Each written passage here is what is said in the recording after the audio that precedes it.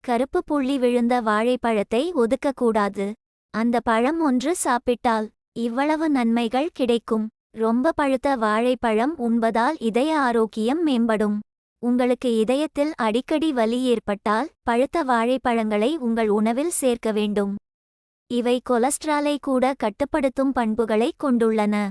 இதனால் இருதய நோய்களின் அபாயம் குறையும். பழுத்த வாழைப்பழங்கள் மலமிளக்கியாகவும் செயல்படும். மலச்சிக்கல் இருப்பவர்கள் வாழைப்பழம் உண்ணலாம். ஆனால் வாழைப்பழமும் பாலும் எடையை கூட்டிவிடும் என்பதால் எடை குறைப்பு செய்பவர்கள் கவனமாக எடுத்துக்கொள்ளுங்கள்.